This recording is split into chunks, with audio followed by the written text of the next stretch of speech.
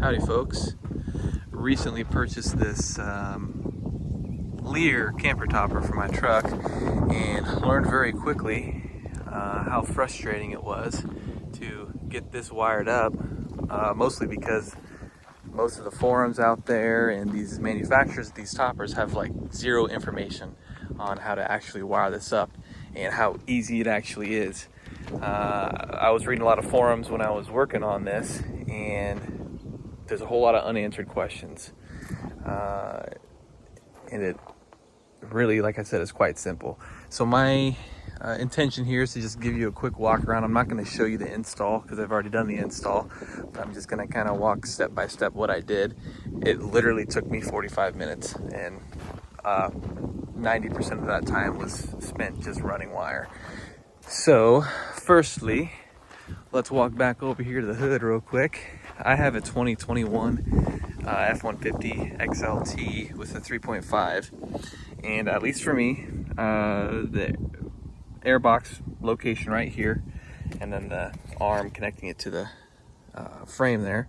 Underneath there was this gray wire with a red, orange stripe, excuse me, and I had read somewhere on a forum that there may be a wire that was set aside by the manufacturer for this specific purpose, but there was no mention of it after that I could find.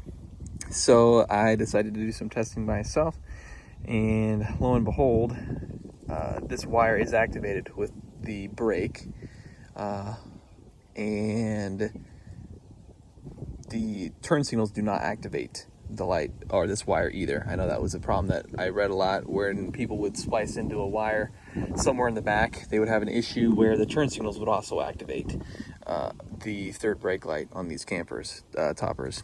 So a multimeter test showed that this wire was in fact activated solely by a brake activation. So I just soldered on some 18 gauge wire,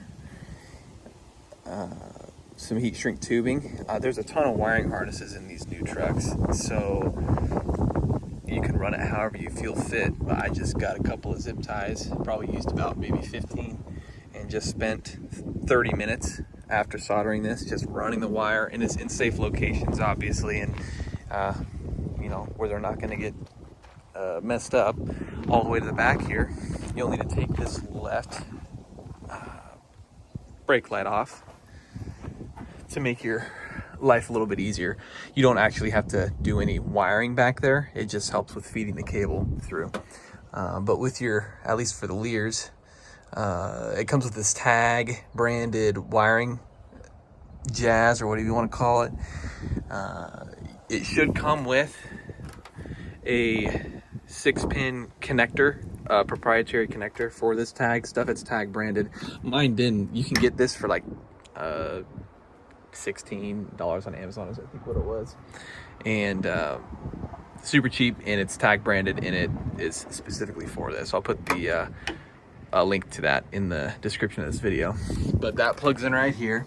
There's going to be a black wire, which is your ground, a red wire with a white stripe, which is your third brake light wire, and then a just solid red wire, which would be for a dome light, which I don't have. So it's just kind of sealed off here. I'm just going to plug it back in real quick.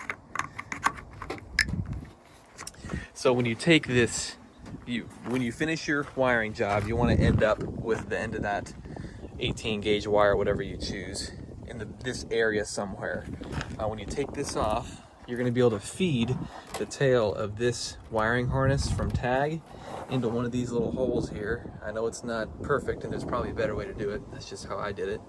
And these holes here, this one that I chose specifically, literally runs right behind where this is, and there's a ton of space in here. So I just ran that.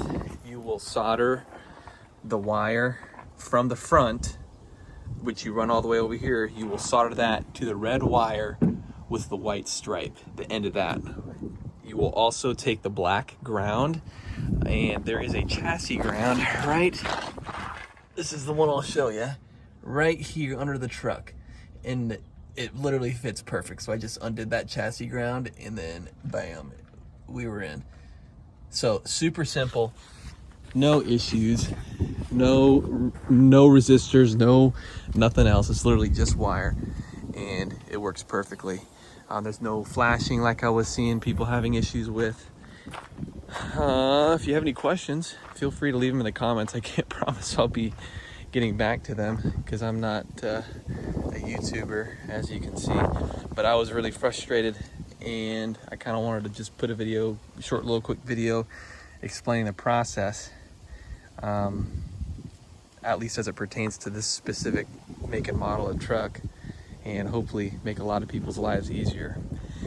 And with the exception of cutting and stripping this wire that was pulled aside here by the manufacturer, there's no cutting, which is super nice.